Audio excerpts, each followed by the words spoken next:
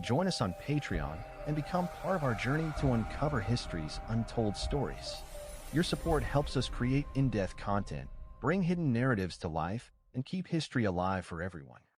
History is often told like a song, but not every verse makes it into the melody that survives.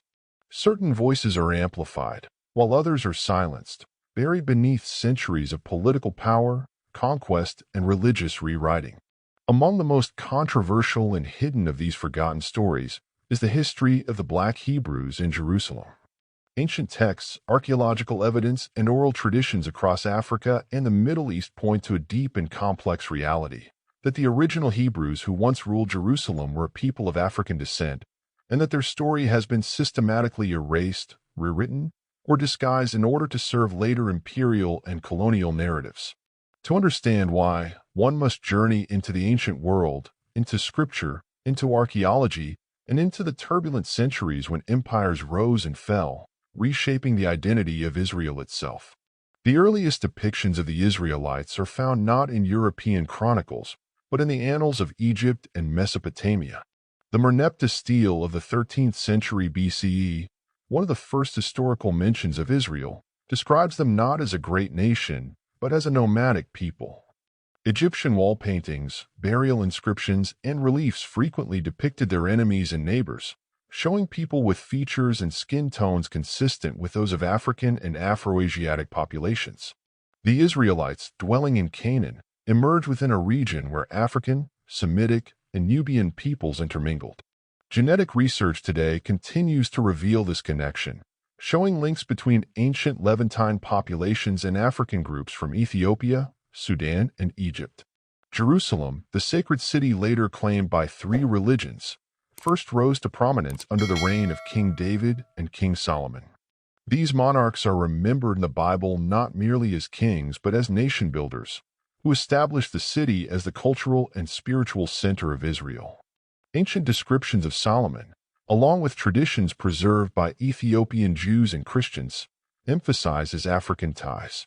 The Ethiopian Kabra Nagast, for instance, recounts the union between Solomon and the Queen of Sheba, whose lineage continued in Ethiopia's Solomonic dynasty for centuries. This legend is more than mythology.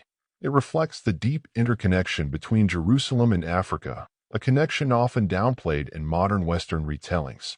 By the time of the Babylonian exile in the 6th century BCE, the Hebrew people had already been scattered across regions stretching from Mesopotamia to Egypt and deep into Africa. Many were enslaved, transported, or migrated southward, mixing with existing African communities. Centuries later, when the Roman Empire ruled Judea and eventually destroyed the Second Temple in 70 CE, countless Hebrew survivors were again dispersed. Historical accounts such as those by Josephus, alongside Roman records, detail the enslavement and sale of Hebrews throughout the empire.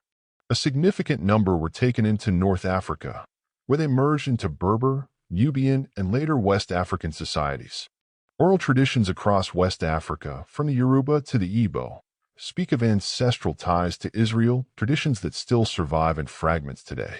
If the Hebrews who lived in and around Jerusalem were deeply connected to Africa, why then does mainstream history often deny or erase their Black identity? The answer lies not in history itself, but in the way history has been weaponized. After the rise of European Christendom, especially following the medieval Crusades, the identity of biblical peoples was gradually reimagined in European likeness. Medieval paintings began to portray Israelites, prophets, and even Christ himself with European features, ignoring centuries of earlier depictions in African and Middle Eastern art. This was not an innocent mistake, but part of a larger theological and political agenda as European powers sought to claim divine authority for their expansion. During the transatlantic slave trade, the stakes of identity became even greater. Many enslaved Africans carried with them oral traditions linking their ancestry to Israel. European colonizers, recognizing the dangerous power of this knowledge, worked hard to suppress it. Missionaries replaced Hebrew traditions with enforced Christianity, stripping away African memory of its biblical past. The erasure was deliberate. If the enslaved knew they were descendants of the same Israel described in the Bible, It would provide spiritual resistance against oppression. Yet, fragments of this memory persisted. The songs sung in the fields, the emphasis on Exodus as a liberation story, and the survival of Hebrew names and rituals among African-descended peoples all bear witness to the buried truth. Archaeology, too, provides glimpses of this hidden past. Remnants of early synagogues in Africa, Jewish cemeteries in Ethiopia and Mali, and Hebrew inscriptions found in North Africa all confirm the presence of Black Hebrews far beyond the Levant.